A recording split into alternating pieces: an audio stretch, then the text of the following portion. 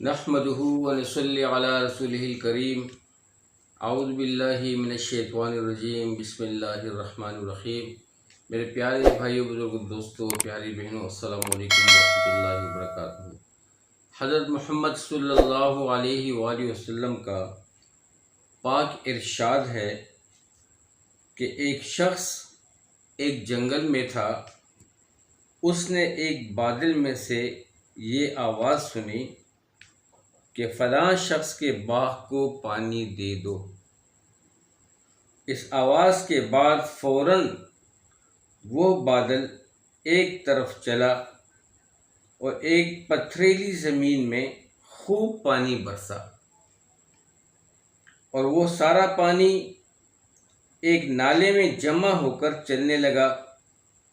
یہ شخص جس نے آواز سنی تھی اس پانی کے پیچھے چل دیا۔ وہ پانی ایک جگہ پہنچا جہاں ایک شخص کھڑا تھا، بیلچہ سے اپنے باغ میں پانی پھیر رہا تھا۔ اس نے باغ والے سے پوچھا کہ تمہارا کیا نام ہے؟ انہوں نے وہی نام بتایا جو اس نے بادل میں سے سنا تھا۔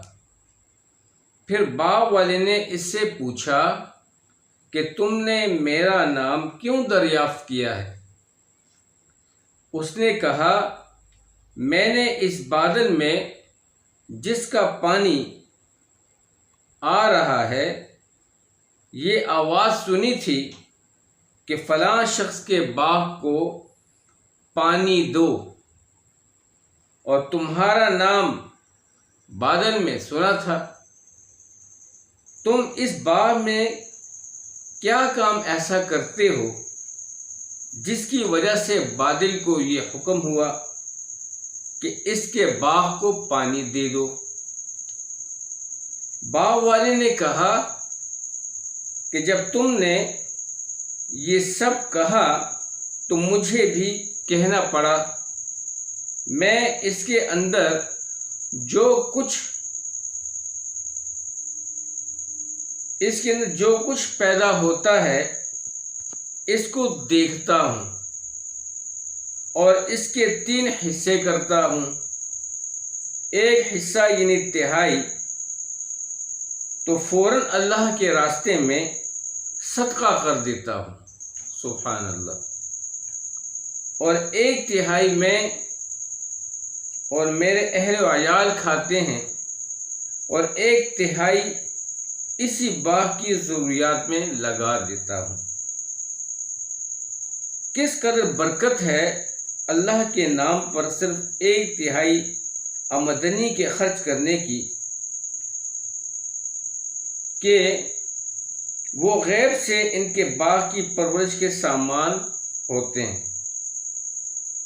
اور کھلی مثال ہے میرے بھائیوں، بزرگوں، دوستوں، یہ دیکھا آپ لوگوں نے اس شخص کا حال جو اپنی کمائی ہوئی رزق سے فوراً 1 تہائی اللہ کے راستے میں فوراً صدقہ کر دیتا ہے، اور جس کی وجہ سے اس کے باغ پہ، اس کی زندگی پہ ایسی رحمتیں برستی ہیں کہ آسمان سے ندا ہوتی ہے، بادلوں کو حکم ہوتا ہے کہ جاؤ اور فلانے شخص کے باغ کو سیراب کرو، اسے پانی کی ضرورت ہے۔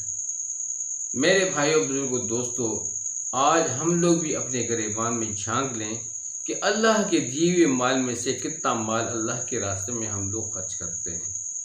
اللہ سبحانہ تعالی ہمیں بھی یہی جذبہ نصیب فرمائے اور یہی توفیق عطا فرمائے کہ ہم بھی اسی طرح اللہ سبحانہ تعالیٰ کے دیے ہوئے مال سے زیادہ مال اخلاص کے ساتھ اللہ سبحانہ تعالیٰ کی رضا کے لیے بے دریغ خرچ کرتے رہیں، اور اس کی برکتیں اور اس کی خوشیاں حاصل کرتے رہیں۔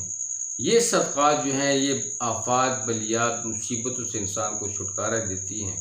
اللہ سبحانہ تعالیٰ ہمیں اسے سمجھنے کی توفیق دے، اور شیطان کے اثرات سے اللہ تعالیٰ ہمیں دور رکھے، اللہ پاک شیطان کے شر سے ہمیں محفوظ رکھے جو ہمارے راستے میں بڑی بڑی دیواریں کھڑی کر دیتا ہے، جس سے کودنا ہمارے لیے مشکل ہوتا ہے۔